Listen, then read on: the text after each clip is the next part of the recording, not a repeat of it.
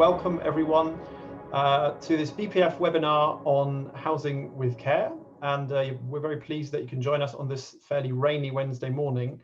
As you can see, some of us are at home. We actually were joking about this, and Sadie commented that about 2 out of 6 of us are currently working from home, which is probably kind of a fairly accurate reflection of where the UK economy currently sits. But I hope, even though this can't be an in-person event, that you'll still enjoy what we have to say. And my name is Michael Voges. I'm the director of ARCO. We're the trade association for both private and not-for-profit providers of housing with care in the UK. If you're saying, well, what is housing with care? That's probably a good question, because definitionally we are somewhat vague. Greg will talk a bit about that, and he's done a great job to break the definitions down to a certain degree. And I think what we're really talking about mainly is the bit that sits between housing with support, or the traditional sheltered or retirement housing, and care homes. That's the main focus of today, but Greg also has really interesting things to say about the housing with support market. I think we've certainly seen an increased interest in this sector over recent years, and there's many more operators trying to get into this, and stakeholders are very interested. Interestingly, from a kind of policy influencing point of view, what we're doing, we have more and more politicians and ministers actually saying housing with care makes a lot of sense, and we need to increase that. But interestingly, we're also seeing a real uptick in the number of customers. And last week, we did a poll among our members, and 85% of our members said that interest was above similar periods last year. And more than half of them said that that interest in terms of sales and lettings was 30% higher or more, which is a very encouraging sign. And many of the reasons given for that was that older people were looking for places that were more sociable and less isolating in the face of a pandemic, and having that safety net in the face of potentially another lockdown. So consumer demand increasing as well. And today we're going to hear from the author of the BPF report, that's Greg Mansell, and we'll come to him in a moment. The report should also be live on the BPF website and the Cushman and Wakefield website after this launch, or maybe even as we speak, I'm not 100% sure.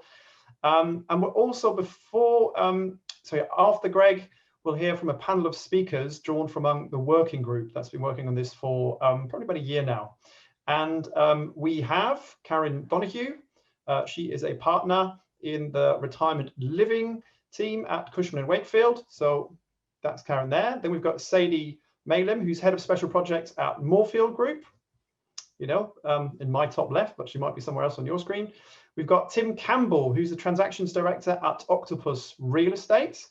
That's Tim there. And finally, Stuart Garnett, planning director at Inspire Villages. I would also very much like to thank the other members of the working group that contributed to this report, and especially Cushman and Wakefield for their support for the work, who've done a fantastic job really of pulling all this together. And I know that was a lot of hard work, but it was really much appreciated. I'd also like to thank Alex Green from the BPF for chivying everyone along. And the type of person Alex is, he hasn't even written something in the script here that I should thank him, but I will do so anyway, because he's done a fantastic job. So there is a chat function as part of this seminar, so you can pop questions into there, and we will try and address them as part of this session, as part of the Q&A. You can also do that while Greg does his presentation. But to start off, we would like to do a quick poll, and you'll have 60 seconds to respond to this, and we'll come back to the findings or the results at the end of this seminar. And the poll we're asking is, what is currently the biggest barrier to developing purpose-built housing for older people? So going a bit wider than just a housing with care definition, but is it planning classification of given developments? Is it the lack of status in local plan policies, development finance and investment appetite? Is there a lack of a joined up or national strategy? Or is it about negative perceptions and lack of consolidated identity for the sector? So we'll give participants about half a minute or a minute to vote. And I'm really pleased to say that obviously we've chosen these on purpose, because we will be touching on all of those individual issues as part of the webinar here today. So do just vote. I think then you need to hit post or send or something, and then we can continue. We'll probably leave that on for another few seconds, just while I introduce Greg. So Greg Mansell is the head of UK Research and Insight at Cushman Wakefield, and he's done a tremendous job because he actually managed to get to a final report with just, I think there was just 1 or 2 drafts, and it was, you know, amazing with how much clarity he could dissect the issues out there, and genuinely interesting findings and new findings in my view about how the sector has developed, and especially also how adjacent sectors has developed, and what we could potentially learn from how different sectors have taken off over the last 20, 30 years to where we are today. So if I can ask Greg to talk us through the report, and I think he has some slides to share, that'd be fantastic. And as I mentioned, questions, please do pop them in the chat or the Q&A. And then we can address them after Greg's chat, and then also when we go through questions with the panelists later. But Greg, over to you. Great, thank you very much. Yeah, I'm just going to do a quick screen share of some slides just to take us through some of the key highlights and findings from this report. Just kind of do a bit of background for everyone, just to set the scene for our panel discussion, really, and reiterate Michael's points. It's been a pleasure working with the BPF and the working group as well. It's been really interesting for me. I'm the generalist, kind of played a bit devil's advocate on that basis, trying to get these experts to kind of put forward their views. And there was a wide range of views, but it's really nice that we've kind of brought it all together to quite a cohesive report. And sets of clear recommendations at the end of it. I think a lot of these reports kind of stop a bit short of that. We kind of highlight what the problems are, or what the barriers might be, but we really want to push beyond that and really come up with some actions that could make a material difference to this part of the market. So for me, this project on the face of it might have been quite a simple research project, aging population, build more stuff, but it's actually been quite complex, as of course a lot of these experts know. It's more about what type of housing do we need? What are the range of options out there? And it really suffers as a part of our real estate market as one with quite poor definitions, not through anyone's fault. It's sometimes legacy, it's sometimes inheriting definitions from other countries, but everyone's kind of adopted their own naming conventions. So our first kind of task, if you like, was to really think about, well, how should we define this sector? Not necessarily to impose those definitions on the rest of the market, but to make sure that our report and our discussion was really clear, but really to help set up some clear recommendations off the back of some of these definitions here. So what you'll notice is a lack of definitions that you might be familiar with. We're not really talking about directly sheltered housing or extra care, advanced sheltered. We find them quite difficult, sometimes quite tribal in terms of public sector and private sector as well. So we wanted to simplify this down to a range of definitions that are really important for all shareholders to use. So you've got some common ground when we're discussing some of these issues and some of these barriers here. So what we've kind of ended up with is a bit of a Venn diagram. There's 2 factors that we thought were primary in terms of our area of focus. First was the format of the accommodation. So purpose-built, self-contained with security of tenure on one side, and then on the other side, the availability of care. So that kind of frames it in quite an important way. So the format, if you like, is quite meaningful for the end user. It's distinct choice. Do you want to have control over your own front door versus the kind of more of a residential institution? And the availability of care creates another point of focus, particularly around planning, because it stimulates that discussion around whether it's C2 or C3. Is it care available?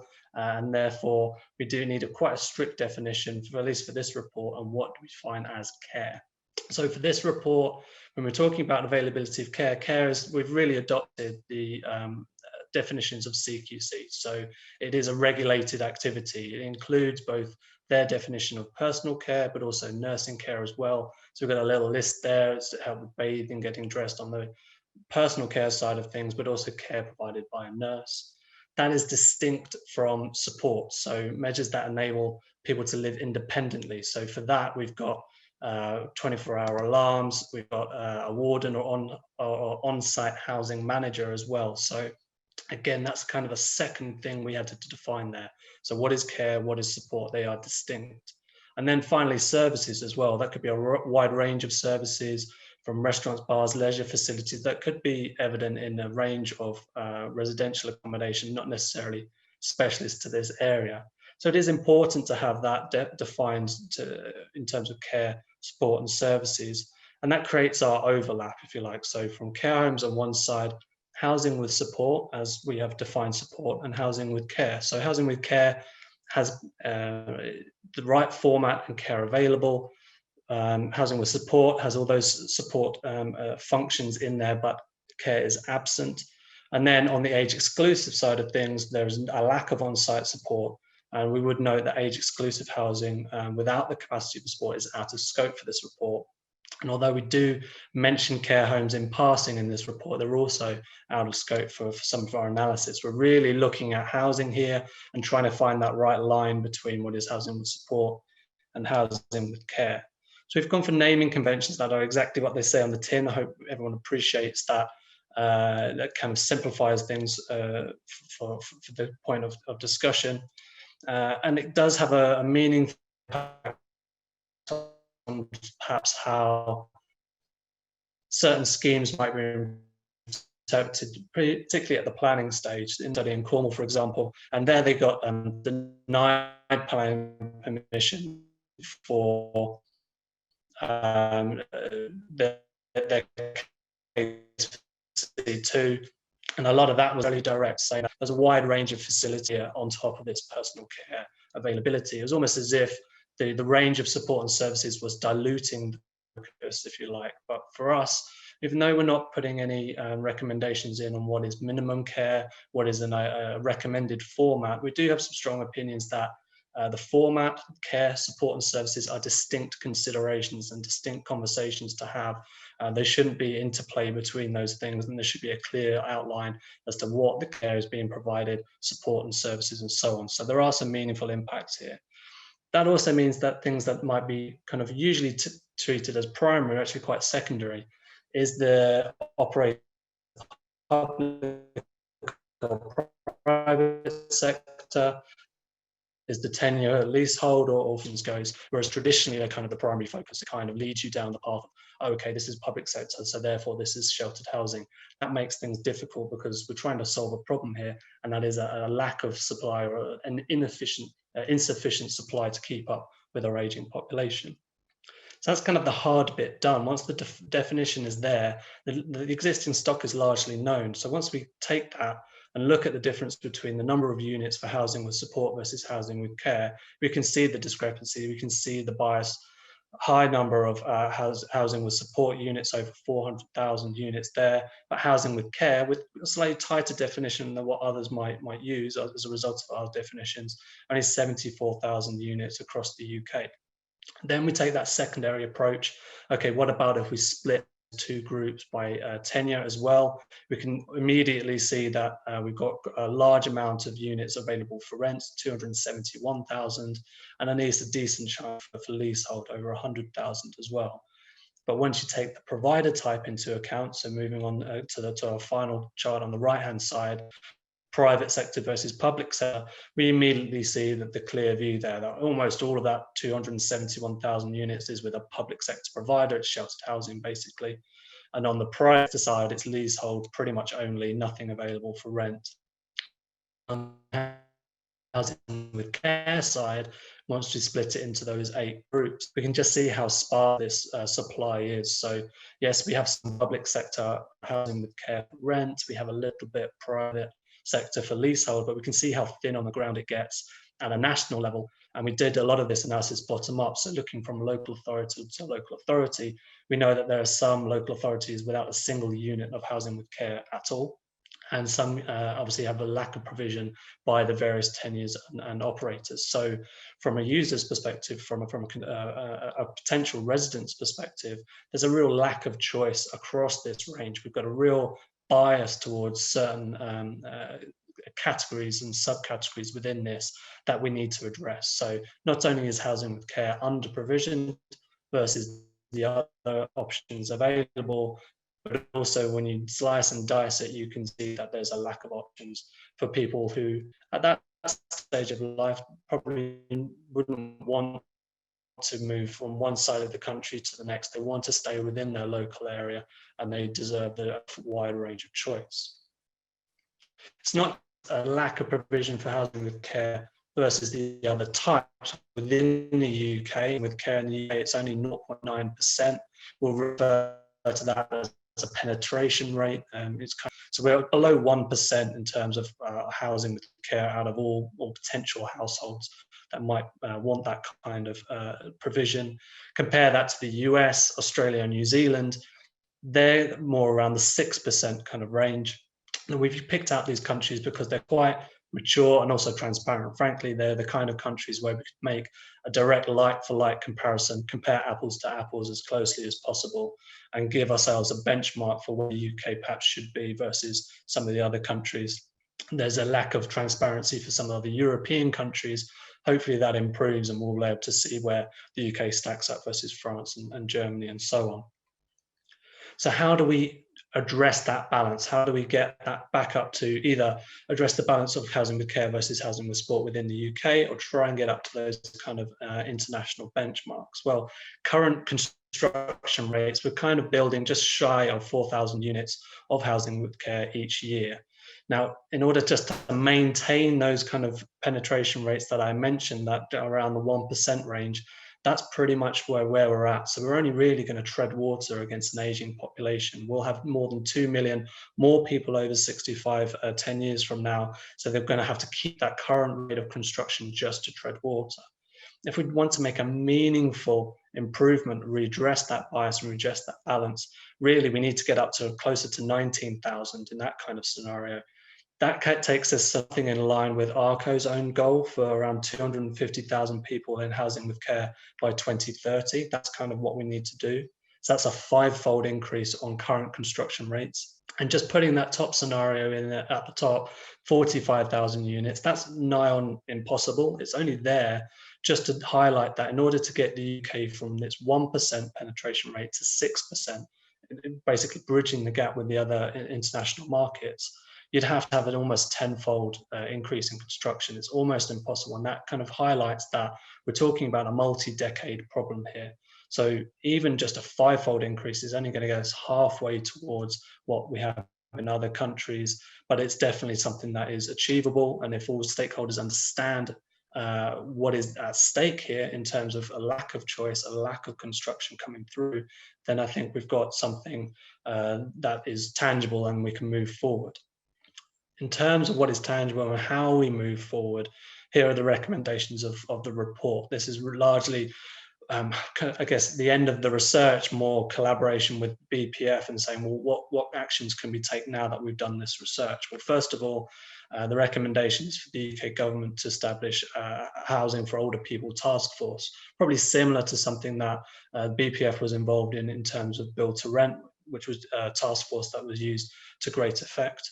Second, government should develop and publish a national strategy for housing for older people. There's been a lot of talk of that so far, and I'm sure the panel members will talk about that in more detail. And finally, could there be more of a distinct and explicit mention of prioritising projects with a commitment to achieving UK zero carbon ambitions? There's perhaps not a distinct allocation or discussion around sustainability, but if we're talking about action points and what could be the kind of factors that are important here, perhaps sustainability should get more of a distinct mention moving forwards. So we know we've got a big report for everyone to read, so we won't go into too much detail, but hopefully we've defined how we define the market, our kind of current state of play in terms of supply, the type of quantum, the scenarios we need in terms of future supply, future construction, and the recommendations laid out as a 1, 2, 3 for us to discuss moving forward. So I'll leave it there. I'll stop sharing my screen so we can see everybody, and I'll hand back over to Michael. Thank you very much, Greg. And I'd just like to say, if anyone has any questions to Greg right now, do drop them into the Q&A or the chat box. And we'll also come to this at the end, so we can bring Greg back in after we've done our panel. The question I had for you, Greg, is what would your favorite term be if you had to choose one? Because I think it's a very interesting discussion that you took us through in terms of what should we use. What would your favorites be? So what was my favorite term for? If you had to kind of say housing with care, housing with support, do you think those are good terms, or do you think there's improvements to be made? I do. Look, we had long discussions as a working group on this, as we know, so it's not as straightforward, but I think we've landed with the right kind of terms. I think it is important because, like I said, it takes out the legacy issues. It takes out are you talking public or are you talking private? Is this retirement? Is this sheltered? Which are all quite old terms in terms of sheltered housing. So we kind of cut the ties with legacy there, move forward, and that is, if you're going to have discussions between developers and planners around is this care, is this support, it kind of gives you a nice dividing line there. It probably kind of gives you a step one to go, all right, well, now we need to talk about use classes and whatever changes moving forwards. But I think it's the right kind of way to go about it. I think we have a question here about what brands you're describing for housing with care on the private side, but I would assume that's some of the brands that we have represented here. So, is that correct, Greg? Yeah, exactly. I think it'd be interesting to hear from the panel members what they feel as their current stock, their portfolio, where things lie within these definitions. Yeah. Great. Well, thank you, Greg. And we might come back to you with different questions that might pop up during the session. And we're now going to come to our panel discussion, and I'm very pleased to have a number of seasoned experts in the sector. And I think, as Greg said, there is a lot to do, but all of our colleagues here are very active in building, planning, financing, and advising on those new models that we need to build, and that Greg highlighted so well. And I think where this report is really interesting, and as Greg said, maybe takes that debate forward. It doesn't just look at what are the issues, but also how do we need to overcome them. And certainly that task force, we've launched a Housing with Care task force ask, and the feedback so far from ministers is that that's actually imminently sensible seems to be coming up as a term, but we'll discuss that a bit more later on. So the first thing that we can discuss among the panel is really what are the key characteristics of the housing models that we need to deliver at scale in the next decade. And really picking up on the point that Greg was making, why is the care element of particular importance? And maybe I can go to Caryn first on that one. Yeah, sure. Good morning, everyone. So, I think when you're thinking about the key characteristics for retirement communities specifically, you're looking at service-led and community-based type schemes where amenities and services are on site, giving residents the ability to socialize and interact with other people like them. I think another key characteristic is making schemes aspirational and desirable. I think as we know, the baby boomer demographic is slightly different and looking for something slightly different than previous generations, which has definitely molded how operators and developers are designing schemes across the UK currently.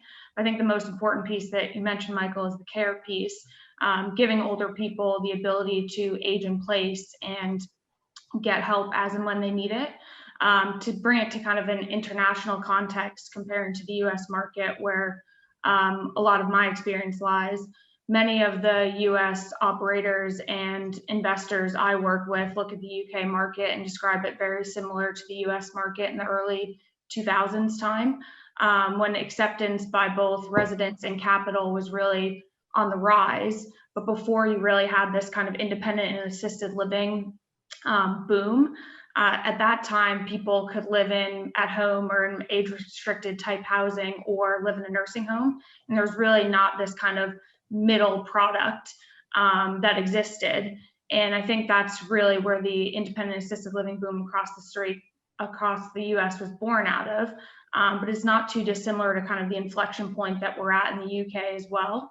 In the early 2000s, we saw investor interest growing across institutions, across private equity groups, but it was really kind of 2010 and beyond where we really saw the model expanding into more service-led model with additional hospitality services on site, amenities, and specifically being focused around care environments to allow residents to still live independently, whilst also receiving care and being able to kind of age in place and increase that care as and when it's needed. And I guess it's important to kind of note what we mean by care, because it's not always necessarily nursing care as everyone might think about it.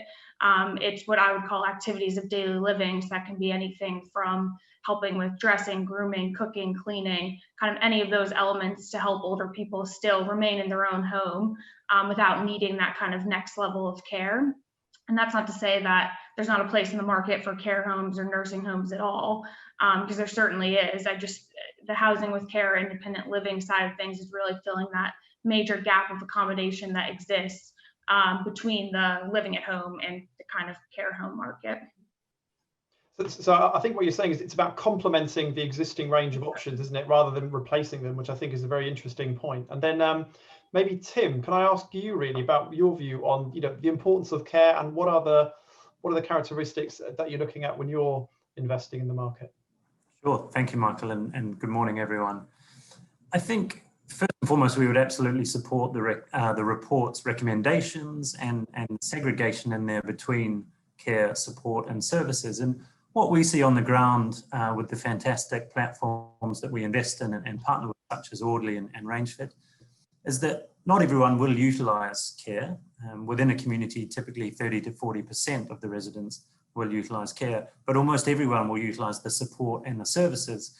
And Caryn really touched on one of the key outcomes of that, which is community. And that's really the fundamental piece that we've probably accelerated learning through the pandemic, is that care, support, and services all enable people to live an independent life, but within a community. And that's more important than ever. And really, we're looking at a holistic picture here across mental health and physical health and well-being, and then adding into sustainability pieces across the village, better living environments, all of which then drives a more liquid, wider housing market. So there's such a wide societal benefit, all stemming back from the provision of the right living environments for older people. Totally support Caryn's point that there's room for everything along the spectrum. So there's room for housing solely with support or housing with care, the full spectrum, and there's absolutely room for care homes as well as retirement living. I think then the next level of importance in the care is obviously on the planning side. And again, we support the report's recommendation of a task force to assist with that from government down. We need homogeneity within the sector. We need clarity on the event fee model and on the planning framework. That would help customers, it would help investors, and it would help operators. So that's the octopus real estate perspective. Thank you very much. And I think and on the planning side, perhaps to Stuart. I was going to say, could we ask Stuart really on the planning side what his views are?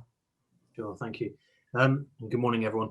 Yeah, just to pick up and echo the points that Tim and Caryn have made, really, that there's a place in the sector for everyone, really, in terms of remaining in your own home, sheltered housing, yes, care homes, but also then sort of retirement communities or what's housing with care in this. And again, it's sort of the care element is massively important, but as is this whole well-being piece. So making sure that our residents are kept fit and healthy for as long as possible. So even during the times of the pandemic, running daily activities for our residents, all on a socially distanced basis, of course.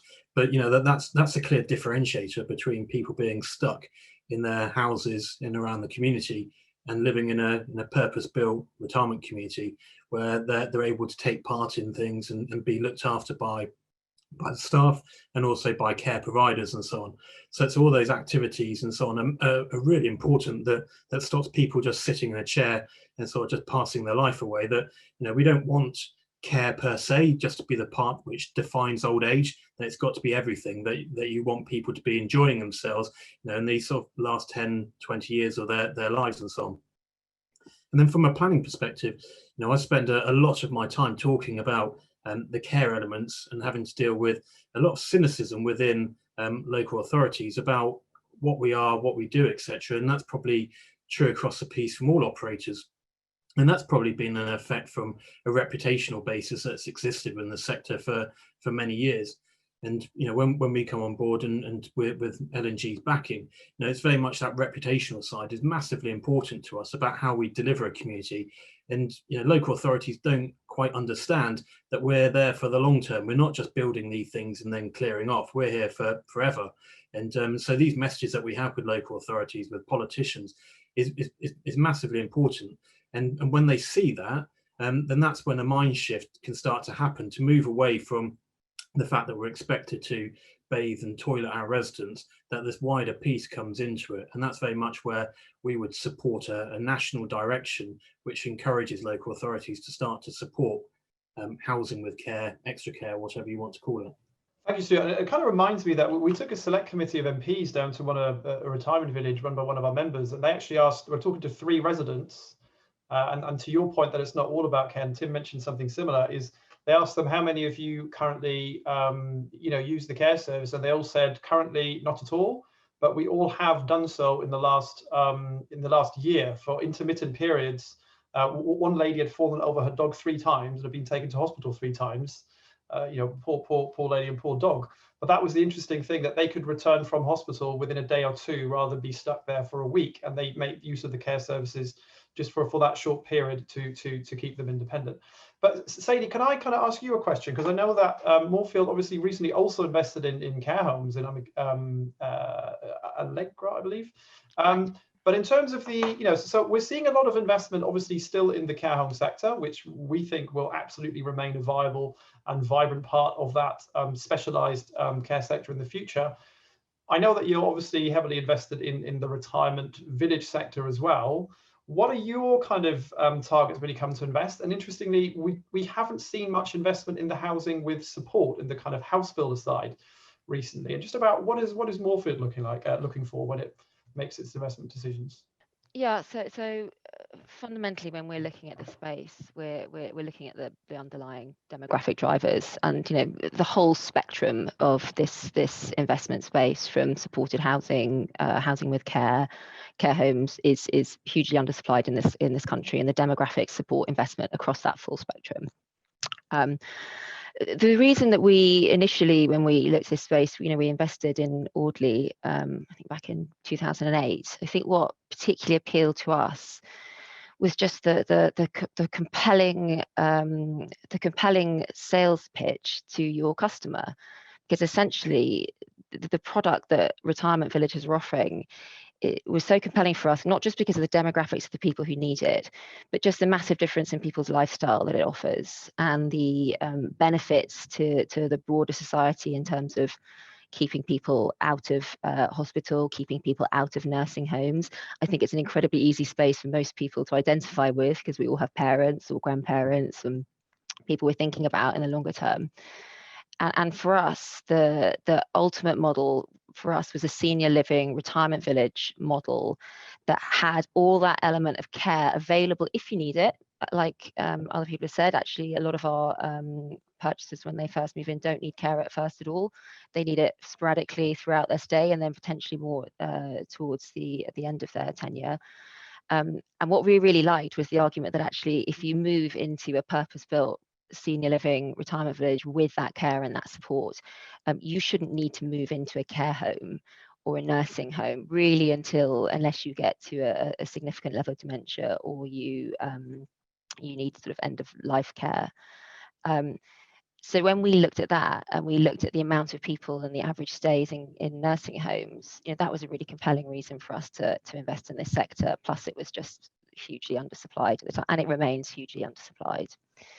There definitely has been, if I look across this space and I look at the difference in models and the different definitions, that has definitely had an impact in, I think, deterring and slowing down more investment into this space.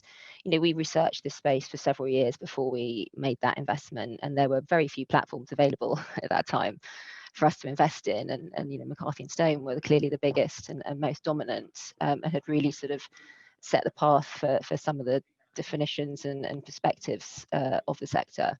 But actually, and this has been reinforced really when I look at the journeys that other people have, with the institutional space, have taken into this sector. L&G and AXA, I know they were looking at the space for several years again before they invested. The piece of research they had to do was significant.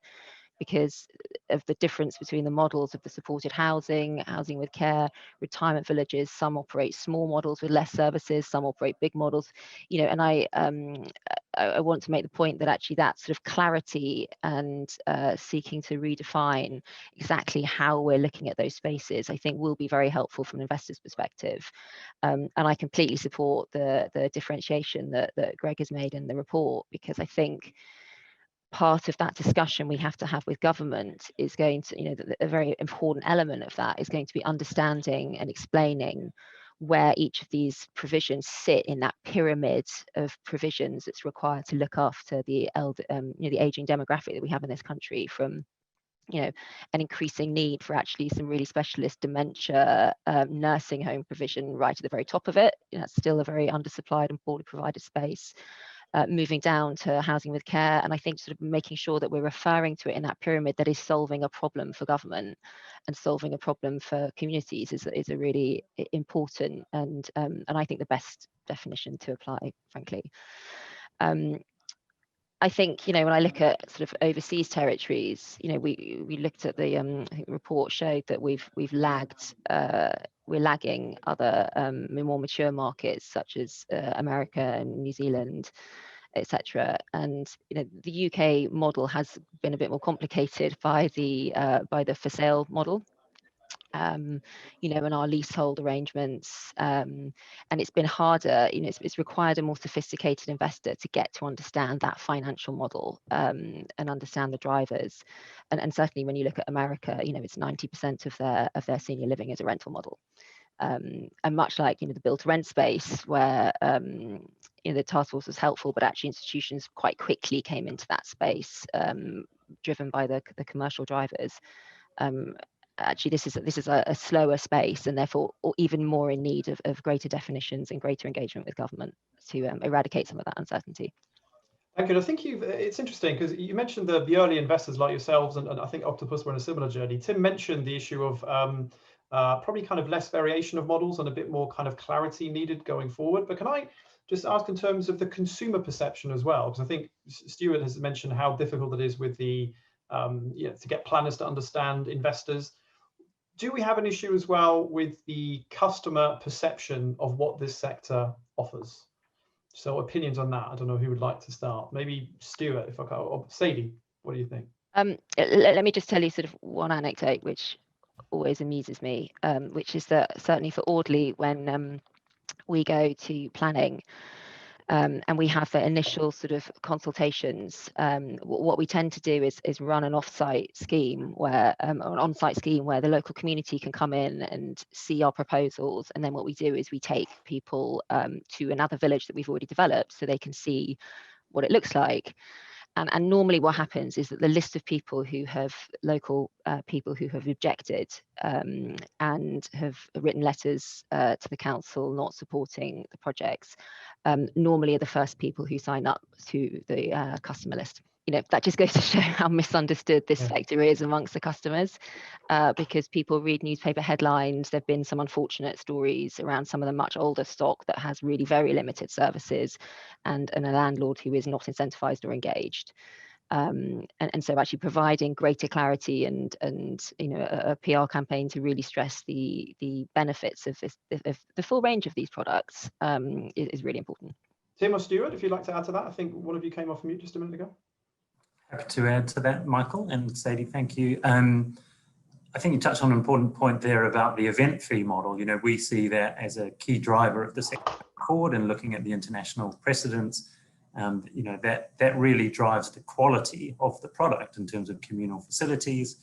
And once the customer perception understands that and can see that live and working well, you know, that's when you really get accelerated growth from a marginalized sector to a customer accepted and nationally accepted piece. So again, you know, that's why we would support the recommendation around the task force to follow up, particularly on the CLG white paper from 2017, that would give some homogeneity and some clarity to the event fee model.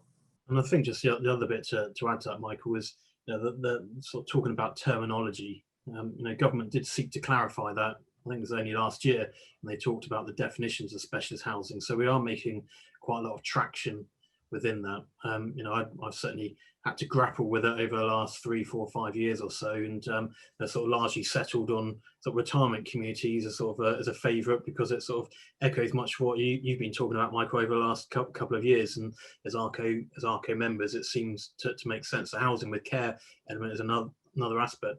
In terms of from our villages themselves, that we have the leasehold, we have the rental options available on those villages, and many of the other operators do as well, that there has to be an appeal for them, for all types, because we recognise it's not a one-size-fits-all approach.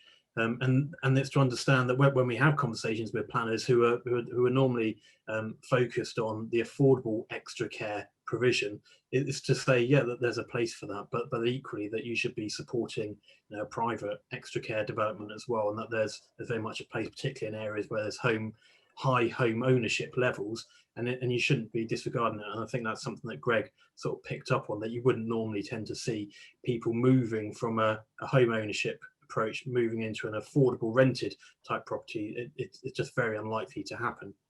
Thanks. I think we've got a few questions here around the rental model, the DMF, and planning, and those are things that we will come into in later sessions. I think if we really move on to some of those barriers which we've already started talking about. So if we think about why have we not got a larger, more vibrant sector, which is obviously the question that Greg posed at the beginning. So if you look at the comparison with the housing with support sector, what are the big structural factors that we need to address? And that's something it would be great to unpack a little bit.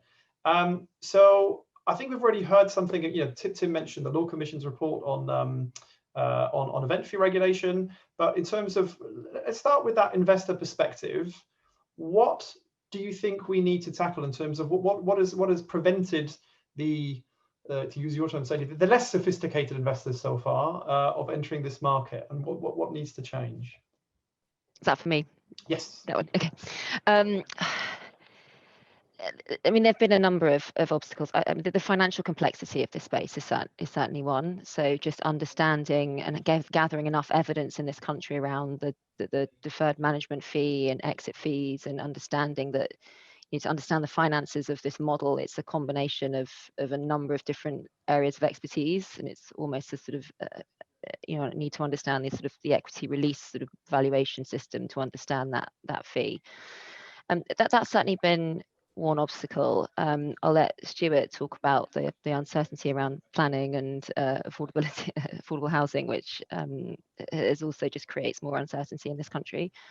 But I think, you know, one of the areas that is constantly sort of referenced and touched upon is the need for sort of better regulation of this space, and, you know, to codify some of the practices which you know, I know ARCO are doing, you know, have done some great work on you know, consumer codes of practice that their members sign up to, but more regulation around that customer interface and the marketing and the transparency of the fees, certainly, and really the government endorsing this space as a recognized sector that has its support and therefore is legitimized. And I think that's incredibly powerful, just having that conversation. And you know, I think to go back to the sort of point around the BTR task force, you know, suddenly the government started talking about BTR, it legitimizes it just by talking about it, and that alone helped institutionalize that sector. And I think you know, the exit fees was a barrier for some investors, and that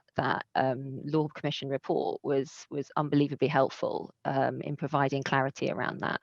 And I think there's other areas of our leasehold law which is just not really, which could in theory be applied, which is just not really appropriate for this space, that needs to be addressed. So we would support the task force looking into specific legislation and regulation on this area. Thank you, Sadie. Maybe I can go to Tim on that in terms of the investor perspective. I mean, it's really interesting that investors seem to say, actually, we don't want this to be unregulated, but we want just smart regulation of the right kind, would actually give everyone a bit more confidence in their decisions. So Tim, do you have anything from your perspective on that? Yeah, I think that is a fair comment, Michael. And, you know, looking across the spectrum, there's some nuances as to where we've come from in the UK and where we're heading to. So, you know, historically, care homes have potentially been slightly more efficient in terms of financial viability on land size. You know, you can pack a lot into a small land area for care homes, and you can probably get to an EBITDA operating income quicker, which, you know, for some yield-based investors makes sense. I think, you know, where we're heading to with the retirement village or retirement community sector is we are going to be throwing off both operational income and event fee income that will, you know, enhance international and domestic institutional investor interest. And that's where we've got to get to. So, you know, in one sense, we don't want to be too dour about where we've come from. We want to be excited about where we're going to, you know, that we're at a tipping point here and the opportunity is here for investors, for developers and for operators. And, you know, we want to encourage everyone, you know, come one, come all, build it and they will come. Let's do this. Can we maybe kind of move on to the planning barriers? Because I think, Stuart, you have mentioned that you've, you know, had some fairly bruising experiences, or kind of like certainly some experiences where things have taken much longer than anticipated. We have had a few questions here. Just Elmbridge Village managed to cover their face in lots of egg really at the weekend. Sorry, yesterday, in fact. But like, there's other issues on the planning side. So what would you see as the main barriers for that? Also a question here about how do you distinguish properly between the housing with care and housing and support? So over to you, Stuart. Yeah, thank you. I mean, much of this is sort of a legacy from a planning system, and particularly in use classes, that goes back sort of over 30 years. And you know, that when we talk to planners about what use class we fall under, you know, that takes up an incredible amount of time to have to discuss it, and then you've had the planning system chopped and changed around over the last, you know, 30 odd years or so, and that's sort of a massive challenge for us, and it'd be the same for all other operators. And how do you get around the local authorities to get them to understand it? They'll look at national policy and they'll think that there's you know, it's intended to be clarity, but again, it's just made it more complicated because they haven't gone far enough to say that this is a sector that should be supported. There's been lots of commentary here talking about build to rent, and we've seen the explosion of that as a sector over the last 5-10 years, and you know, that's where we should be at. And you know, sort of conversations with various politicians, it's sort of seen as being, you know, unpalatable to raise in the House. That you know, you should be encouraging, you know, let's call it the last homes or last time buyers of the world, because it's seen that they've done very well over the generations and they're covered, and government policy directs it very much down to, you know, the entry point into the sector. But you know, we've all gone through the arguments to talk about how, you know, this form of accommodation, it frees up under-occupied family homes and how it should contribute massively within the housing chain, you know, all the associated benefits that go with it.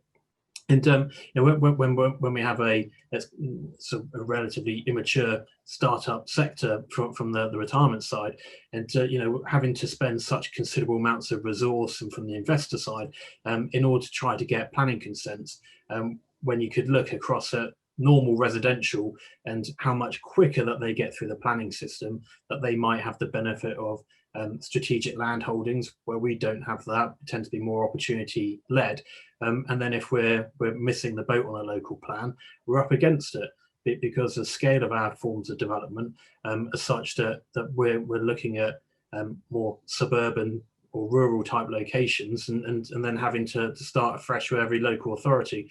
And where we want to be is encouraging from a national level that there should be positive support for almost as an exceptions policy that allows retirement communities where there's an identified need. And you know, we're dealing with this from Inspired Villages on a national basis.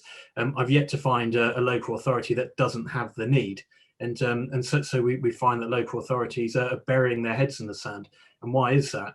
That you talk at a county level, that many of them understand the extra care model. Many of them have market position statements where they're actively trying to encourage the delivery of extra care. Yes, the focus is more on the affordable side, but they understand it from the borough side or the district side that there's a lack of engagement, and that's where there needs to be a top-down imposition to encourage them to understand the benefit that the NHS and social care savings, all these things that I talk about with politicians and local authorities on a regular basis. But without a national imposition, then we're going to be talking to the 300, 350 local authorities forever and gaining little traction. Thank you. And I think one of my favourite things, reasons for objecting, was a few years ago when Inspired, I can't remember which area it was, went to an area and said, we'd like to build a retirement village. And they said, why are you coming here? There's lots of older people here, which was like, well, yeah, that's kind of why we're here. And on that, Michael, I mean, we'll come into a local authority area and they'll have approved a care home down the road 3 years ago, and they think that is them covered.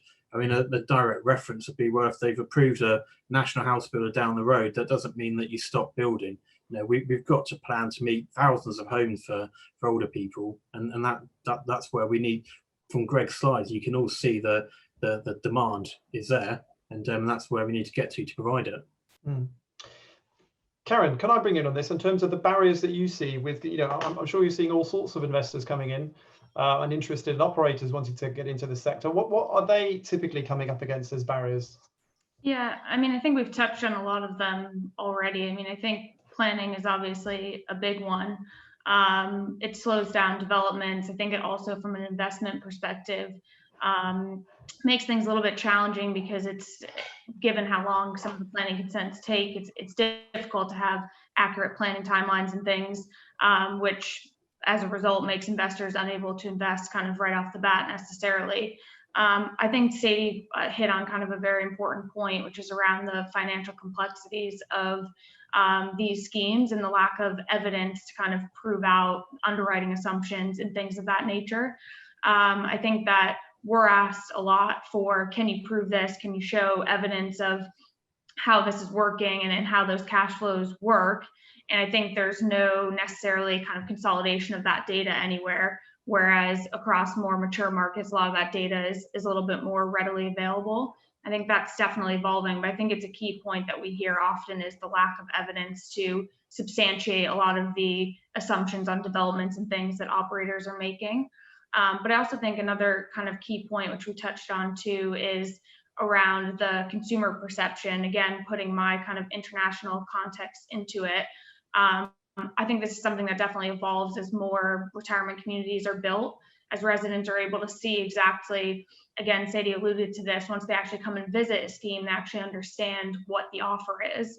And I think it's key for how we're marketing these things to explain the benefits of living in a retirement community, and also explaining how it's different from living in a care home. It's not the exact same thing as that. And so being able to market it accurately is important. And I think that shift happened in the US as well, where older people are looking forward to retirement. They're looking forward to moving into kind of this next stage of life where they can live amongst people like them. There's activities, there's services, there's ability to add on care if they need to, things of that nature. And it's no longer seen as it's not seen in a negative light, which I think is something that we're seeing shift in the UK as well, as more retirement communities are built and the kind of understanding is coming out.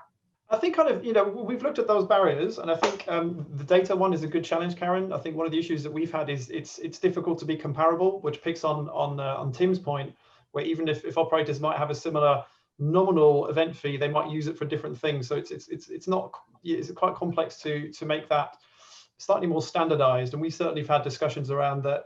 I think the wide range of choices for consumers and investors, I think that was good at some point, but some more kind of structure in terms of some common understanding of how we do things might be interesting for both consumers and actually for planners, advisors, and others too. But that's just one issue. Like, what are other ways that we could overcome? And this really comes to the recommendations in the report. How do we overcome some of those barriers that we identified? Sadie, you've already said something about regulation, and you've touched on the build to rent task force. So in terms of, I think Moorfield was obviously involved in build to rent. How might that help us out in the future? You've already touched on it, but just any further comments I'd be really interested in, because that's certainly something we're pursuing at the moment. Yeah, I mean, I think the argument for a task force in this sector is more compelling actually than the argument in the build to rent space, because that's a much simpler model and it's much more homogenous. This space is actually crying out for this. I think just having a forum to engage with government, central government, and have a transparent and open discussion about really reinforcing the fact that this is, we have a national crisis heading our way in terms of how we're going to manage the aging population. 2.1 million more people aged over 65 in the next 9 years. I mean, that's unbelievable. And the numbers that have been evidenced in Greg's report, clearly show the scale of that, the lack of supply and its failure to keep up. So for me, it's really about having that conversation with government and trying to get some meaningful change as a result of it, and trying to get some meaningful change, which means that the government actually start talking about this space and start using that terminology that we're putting forward, and start really engaging with us and looking at this as part of the solution for that social care and elderly care issue that we're facing. What do we hope to get out of it? We hope to get some national guidance, if not legislation, around this space that really endorses its benefits and pushes through some of those requirements down to the local authorities, where that is a big area of barriers for us. That planning and discussion that Stuart was talking about, that has to be had every single time with local authorities. It'd be incredibly helpful to have more clarity around that.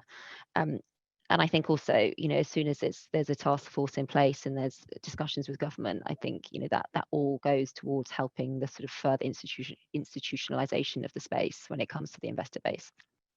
Thank you. In terms of Caryn, in terms of national strategy, so there's a task force which we definitely want, but what else could I think the government do? I'm just really interested, what happened in the US to take off? Was there like a consolidated governmental action, or is it too scattered between the states over there? It wasn't necessarily a national strategy in that regard in the states. It is a little bit scattered because every state has different regulations and things. I think because of the size of the UK, a national strategy here would be a lot more beneficial. And as I believe Tim alluded to, I mean, in 2017, the white paper did call for a national strategy, and I think it was slightly ignored by government. Nothing has been kind of done to date since then. But I think in order to overcome some of the barriers that we've spoken about, the planning hurdles, some of those elements, and the ability to create enough accommodation for the aging population, we really do need some level of national strategy. And I think some of those key data points are brought out in the report. One that kind of stands out to me is that 8% of UK districts don't have any housing with care scheme at all. And many of the housing with care schemes are very much consolidated in the south of the country, leaving much of the north of England very much under provisioned. And I think for us, I think we all need to kind of come together to really build accommodation to accommodate everyone within the UK. And we can't just be focusing on the southeast, because that's where kind of higher income values may be. There needs to be kind of middle market options to accommodate everyone. And really the only way to do that is to look at this from a national perspective. Yeah. No, yeah. I agree. If I just to add to that, I mean, again, there's many local authorities that, in terms of their plans, that they don't have policies for older people's housing. They don't allocate sites. And this is a sort of a glaring omission, really, that we have to face within the sector.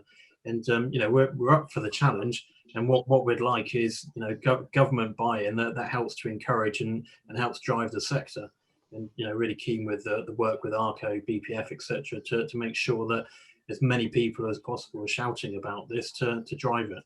And Stuart, if we can stay with you in terms of how do we overcome that planning issue? And I think there's, we've had some comments from Simon Hodson and others saying that, local authorities need to have much better understanding of the older people in their area, and that strategy, Caryn, that you mentioned in terms of what's on the ground.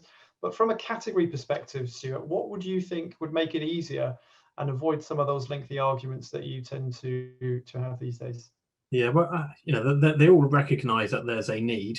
And but often what you tend to find is from their evidence base that they lack the understanding of all this nuances within the sector, and again some will still be reliant on care home bed spaces or sheltered housing provision, and again whether there could be government direction through the task force, a strategy, what have you, which then gives some clear, unambiguous guidance that says that you have to account for all aspects of society and all aspects of older person's housing to make sure that can be delivered, because we'll come and talk to a local authority and show that they need 2,000 homes for private extra care, leasehold or rental homes, and that they won't want to entertain that. They'll be fixated that they need 200 care home bed spaces. And then, Tim, just in terms of overcoming the barriers, and I very much liked your point about, even though we are not that far compared to others, if you look at this sector 7-8 years ago, it has absolutely transformed. So I think the trajectory is actually very good. And as I mentioned at the beginning, that there's a real uptick in consumer interest at this point in time.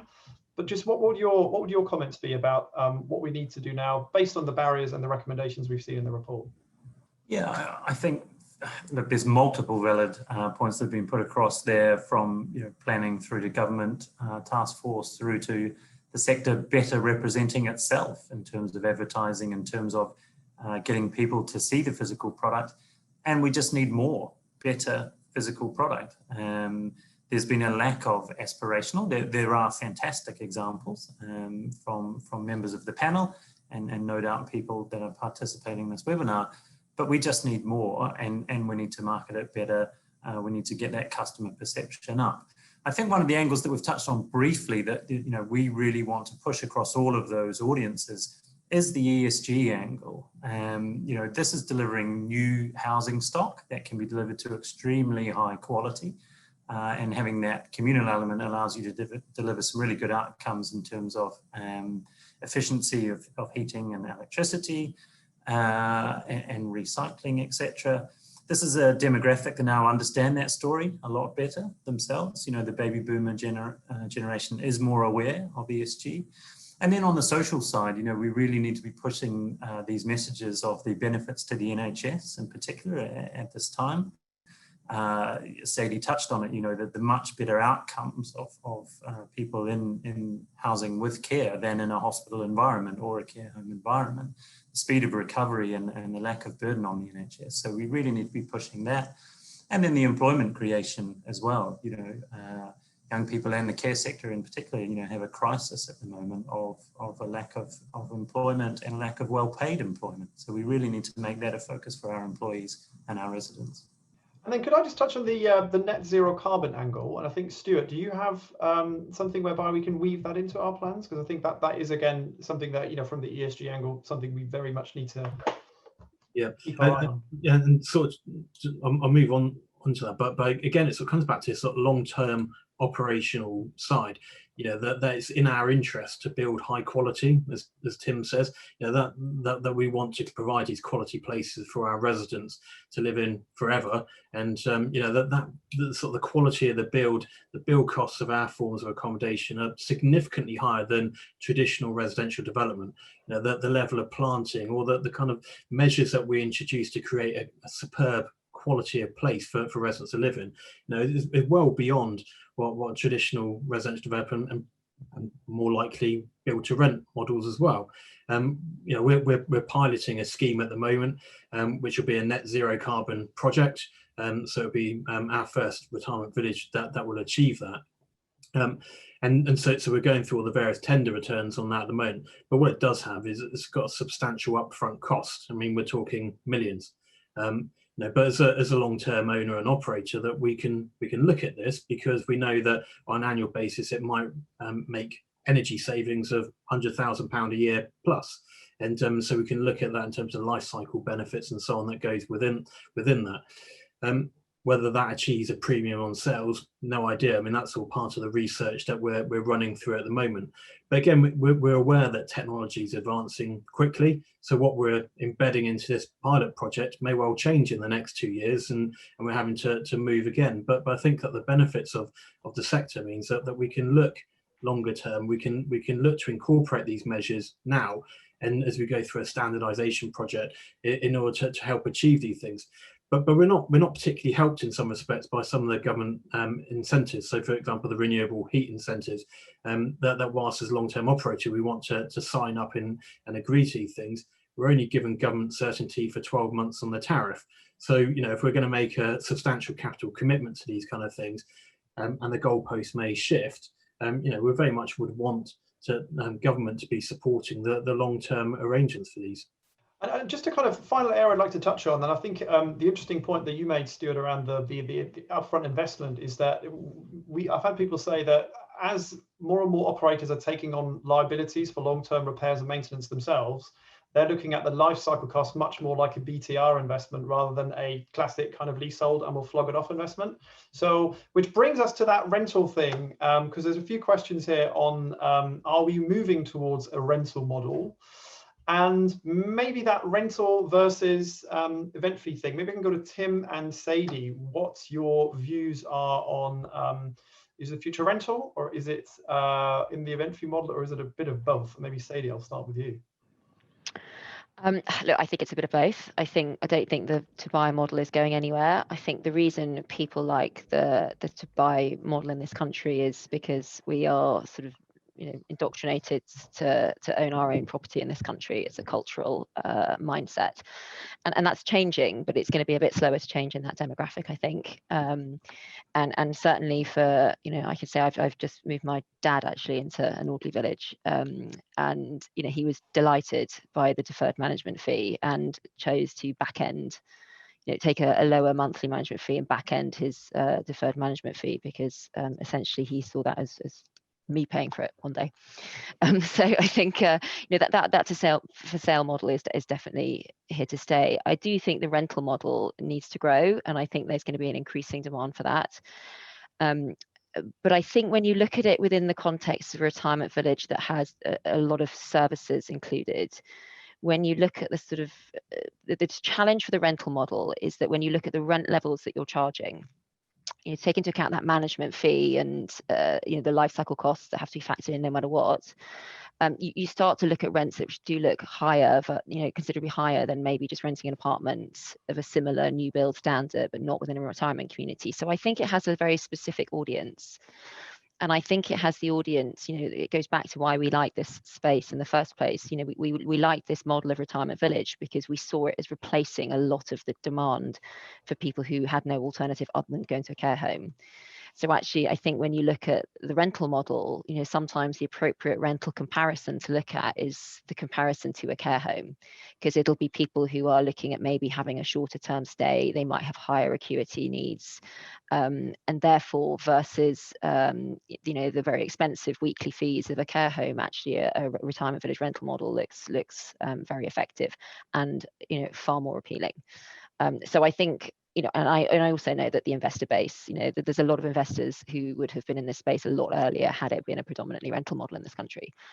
So I think we're going to see a growing demand and a growing interest in that for sure. Maybe Tim, and then I might come to Caryn after that as well. Yeah, sure. Thanks, Michael. And I'd echo all of Sadie's comments there. We're seeing the same things in terms of institutional investor interest, very strong in that space. We get comments like if it was a predominantly rental market like the US, we would be having billions of inflows relatively quickly. But for all of those cultural reasons that Sadie mentioned, we see rental as probably certainly not becoming the predominant model. It's also, just to add to Sadie's points, it's also a slightly more difficult product to market in the sense that there's more of a financial aspect to the calculation, and you're dealing with not only an individual customer, but often the family and all sorts of asset and inheritance tax issues where you're doing a calculation about the end of life and the cash flows backwards from that. So it's a more difficult marketing proposition, but absolutely support that there's room for rental, and we're happy to support developers, operators who wish to provide rental. Caryn? Can I have your view on that? Yeah, I would also add, I think I would echo all the things that Sadie and Tim just said. I think, of course, looking at the US market, where about 85% of the market is for rent, it's very much a different market. I think that evolved. I think I guess people are far more comfortable renting there. We're seeing it with multifamily and the kind of build to rent boom in the UK. It's definitely a different market. I think that in the UK, there's definitely room for different models, and we've all kind of touched on that because residents want choice, and for some people, maybe renting is a little bit more what they need at that time. But as Sadie mentioned in her example, they prefer that certain residents prefer deferred management fee because of the ability to have that on the back end. So I think there's definitely a place for both, and we're seeing kind of the evolution of that, especially as bigger groups are now incorporating maybe some rental within their DMF schemes and whatnot in order to give that level of choice to residents, which is also how kind of the market will evolve, is giving those additional choices to people in order to make sure everyone is covered. And I think that will come with operational models. But I think I would echo everything everyone else has said, which is that there's room for multiple models, but given the kind of cultural barriers, maybe rent in certain situations is not always kind of the way forward. Thank you very much. And I think it's an interesting one from what you've been saying. It's almost, I think the stat is that 50% of the people who are 75 today will live to 90. So if you're a fit as a fiddle 75-year-old and you might have 15, 20 years to go, you may want to think about renting, might not be that good an idea. Whereas if you're 87 and you may not live for that long, then maybe the rental option is absolutely fine. And I think that's really, I suppose, where we see that. That's interesting. And certainly, Sadie, you mentioned the leasehold system. We're very interested in a more tenure fluid model that allows changes within the leasehold system in itself. And that will be a big area of discussion really for this sector, because certainly I think we're the only country in the world that still uses that ownership structure with unit titles. And the US and Canada, New Zealand, well, they've all kind of moved on from that a bit. Anyway, thank you very much for that, for the contributions we've had. And I think we're going to have to bring this to a close. What I'd like to do is ask Hannah to maybe show us the results of the poll that we ran earlier. And the findings are that the biggest barrier, people believe, is the lack of status in local plan policies. Interestingly, finance and investment doesn't seem to be that much of an issue. I guess it depends on how sophisticated they are. I really like that term. And in terms of the national strategy, definitely seems to have support, as is the issue of perception. So I think that really confirmed some of the main thrusts of this report. And I think that's why I think, Greg, what you put together is a fantastic starting point for future conversations. So again, I'd like to thank Sadie, Caryn, Stuart, Tim, and Greg for taking part in the session today. Greg especially also for putting this report together. Thank you to the British Property Federation's team in general, Alex, Green, and also Hannah for ably enabling us to interact virtually here today. And yeah, the report is on the BPF's and Cushman's website right now. Do read it, do tweet about it.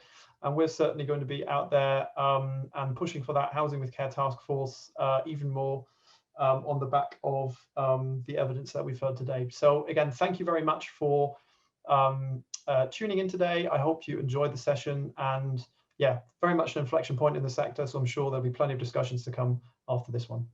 Thank you very much.